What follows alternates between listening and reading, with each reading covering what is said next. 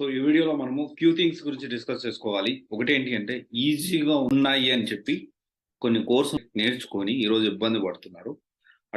కొన్ని డొమైన్స్ గురించి మనం మాట్లాడుకుందాము. అన్నీ మనం మాట్లాడుకోలేము. కొన్ని డొమైన్స్ ఇంకా ఏమన్నా మీరు డొమైన్స్ గురించి అడిగితే దాని గురించి మళ్ళీ నేను డిఫరెంట్‌గా డెఫినెట్‌లీ వీడియో చేస్తాను. ఒక్కొక్క డొమైన్ మీరు ఏ డొమైన్ గురించి మాట్లాడితే ఆ డొమైన్ ప్రోస్, కాన్స్ అనేది నేను కంపల్సరీ మళ్ళీ వీడియో అయితే చేస్తాను. ఓకే. అండ్ ఇక్కడ ఏంటి అంటే ఈ వీడియోలో మనం ఓన్లీ 5 థింగ్స్ గురించి 5 డిఫరెంట్ థింగ్స్ గురించి ఈజీగా ఉన్నాయని నేర్చుకొని ఏ విధంగా అయిపోయింది అదొక విషయం. అండ్ ఇంకొక విషయం వచ్చేసి ఏంటి అంటే పే ఆఫ్టర్ ప్లేస్మెంట్ అన్ని కోర్సులు ప్రొవైడ్ చేయడం అవుతుందా అనేది ఒకటి. అండ్ ఇంకొకటి వచ్చేసి ఏంటి అంటే పే ఆఫ్టర్ ప్లేస్మెంట్ అనేది ఫ్రెషర్స్ కాకుండా కెరీర్ గ్యాప్ వాళ్ళకి ఇవ్వడం పాసిబిలిటీ అవుతుందా అదొకటి. వీటి గురించి మనము ఈ వీడియోలో తెలుసుకుందాము. సో దీనికంటే ముందు ఒక చిన్న విషయం మనం మాట్లాడుతాం.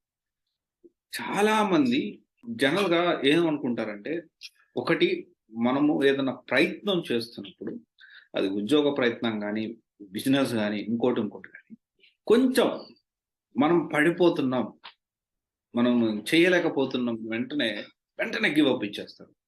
గివ్ అప్ ఇచ్చేసి ఇక నా వల్ల కావట్లేదని వదిలేస్తారు. కానీ సక్సెస్ఫుల్ పీపుల్కి, అన్సక్సెస్ఫుల్ పీపుల్కి this is the only main one and only reason.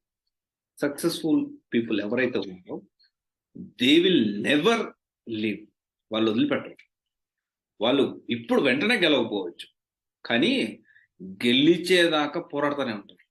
గెలిచేదాకా దానికోసం పంతంగా పని చేస్తూనే ఉంటారు.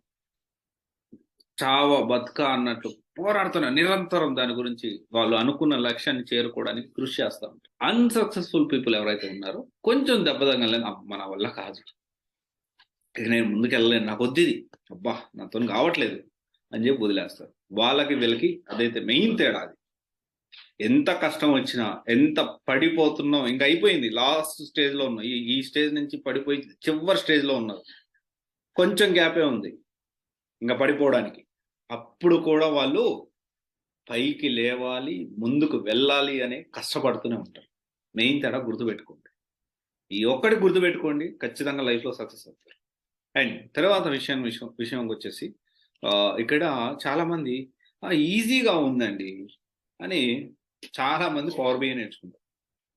అండ్ నేర్చుకున్న తర్వాత దాని మీద కాల్స్ లేకపోగా చాలా ప్రాబ్లం అయిపోయింది.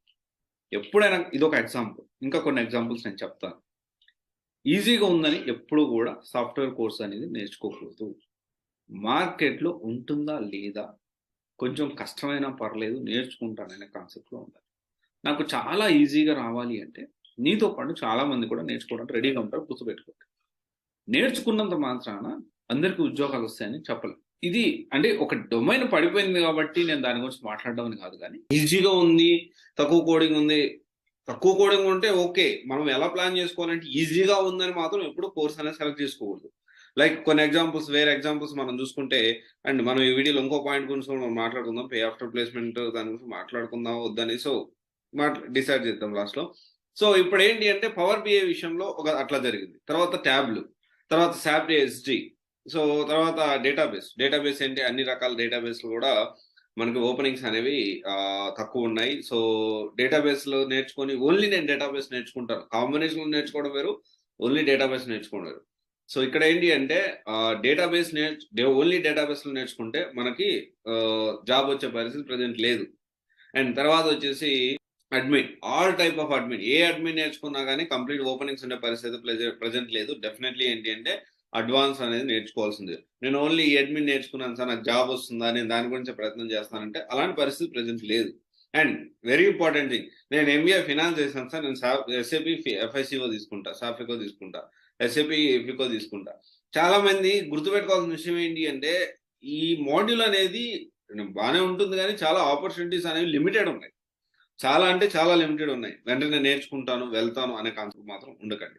అండ్ వెరీ ఇంపార్టెంట్ థింగ్ ఏంటి అంటే ఇక్కడ మనం వీటి గురించి పక్కన పెడితే కెరియర్ గ్యాప్ ఉన్న పే ఆఫ్టర్ ప్లేస్మెంట్ సక్సెస్ఫుల్ గా చేయొచ్చు. అసలు ఎందుకని అక్కడ డిలే అవుతుంది?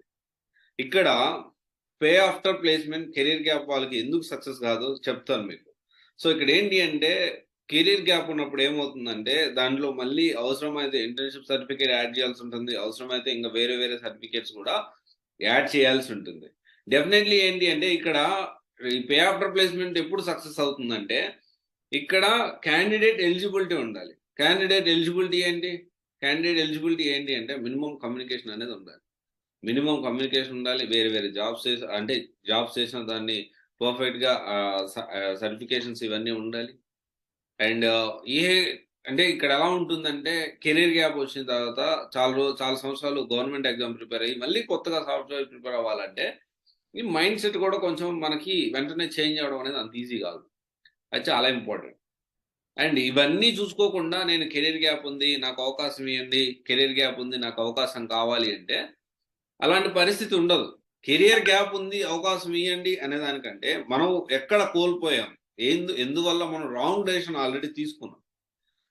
మీకు అవకాశం ఎవరు గుర్తుపెట్టుకోండి. కెరియర్ గ్యాప్ ఉన్నా గానీ కొంత అవకాశం ఉంటుంది. డెవలప్‌మెంట్ సైడు కెరియర్ గ్యాప్ అనేది ప్లాన్ చేసుకోవచ్చు. కెరియర్ గ్యాప్ అనేది ఫ్రెషర్‌గా ప్లాన్ చేసుకోవచ్చు. ఇక్కడ కెరియర్ గ్యాప్ ఉన్న ఫ్రెషర్‌గా ఎప్పుడు తెచ్చుకోవచ్చు అంటే ఇక్కడ ఒక పర్సెంటేజ్ కాలిక్యులేషన్ మీకు చెప్తాను. ఇక్కడ కెరియర్ గ్యాప్ ఏదైతే ఉందో కెరియర్ గ్యాప్ ఉన్న ఫ్రెషర్‌గా జాబ్ తెచ్చుకోవడానికి ఇక్కడ మనకు మెయిన్‌గా కావాల్సింది రైట్ డొమైన్ సెలక్షన్. ఆ రైట్ డొమైన్ సెలక్షన్ అనేది ఎలా ఉండాలి? ఎక్కువ పర్సెంటేజ్ అనేది ఎక్స్‌పీరియన్స్ పెడితే వెళ్ళేటట్టు ఉండాలి. ఎందుకంటే మనకు అవకాశాలు ఎక్కువ ఉంటాయి. ఫ్రెషర్‌గా మనం కెరియర్ గ్యాప్ తెచ్చుకోవాలంటే మన ముందు ఉన్న అన్ని సంవత్సరాల క్యాండిడేట్స్‌ని దాటి మనం బెస్ట్ అని ప్రూవ్ చేసుకోగలగాలి. ఇది చాలా ఇంపార్టెంట్. సో ఇవన్నీ ప్లాన్ చేసుకోవాలి. అండ్ ఇంకో విషయం ఏంటి అంటే కెరియర్ గ్యాప్ నాకు ఎస్ఏపిలో ఇయ్యండి, నాకు ఇంకో దాంట్లో ఇయ్యండి అని స్టూడెంట్స్ అడుగుతా ఉన్నారు. ఇక్కడ కెరియర్ గ్యాప్ మీరు నచ్చిన దాంట్లో కాదు. ప్రెజెంట్ డొమైన్ మార్కెట్‌లో దేని మీద కాల్స్ ఉన్నాయో దాని మీద మాత్రమే మనం ఎక్కువగా ఈ ఆఫ్టర్ ప్లేస్మెంట్ ఇవ్వగలుగుతాం. ఎందుకంటే డెఫినెట్‌లీ ఇప్పుడు ఫ్రెష్ అంటే మిగతా వాటి డొమైన్స్ కాల్స్ లేవు అట్లా కాదు. ఫ్రెషర్స్‌కి అయితే ఖచ్చితంగా వర్కౌట్ అవుతుంది పే ఆఫ్టర్ ప్లేస్మెంట్ అనేది. కెరియర్ గ్యాప్‌కి చాలా సర్టిఫికేషన్స్ ఇవన్నీ యాడ్ చేయాల్సి ఉంటుంది. సో స్టిల్ కొన్ని డొమైన్స్ డెవలప్‌మెంట్ సైడ్ అయితే వర్కౌట్ అవుతుంది కానీ సో అన్ని డొమైన్స్‌లో వర్కౌట్ కాదు. సో అందుకనే ఏంటి అంటే నేను ఎస్ఏపీ మీద అడిగాను. ఎస్ఏపీ మీద అసలు కాల్సే ఉండవు. అంటే ఏందండి మీరు అట్లా మాట్లాడతారు వేరే వాటికి కాల్స్ ఉన్నాయి కదా! డెఫినెట్‌లీ కాల్స్ ఉంటే మీరు ట్రై చేయొచ్చు కదా! డెఫినెట్‌లీ. అంటే కాల్స్ తక్కువ ఉంటాయి. డిఫరెంట్ మాడ్యూల్స్ ఉంటాయి. నేను ఫస్ట్ నుంచి ఇదే మాట చెప్తా ఉన్నా. ఎస్ఏపీ అనేది పెద్ద మార్కెట్ కాదు. గుర్తుపెట్టుకోండి. అండ్ మెకానికల్ చేస్తే ఎస్ఏపీకెళ్తా, సివిల్ చేస్తే ఎస్ఏపీకెళ్తా అనేది రాంగ్ అజంప్షన్‌లో ఉండకండి. ఇది ఒకసారి ఆలోచించండి guys. Thank you. This is Raj signing off CSE guidance private limited. One stop solution for all job oriented courses. Thank you.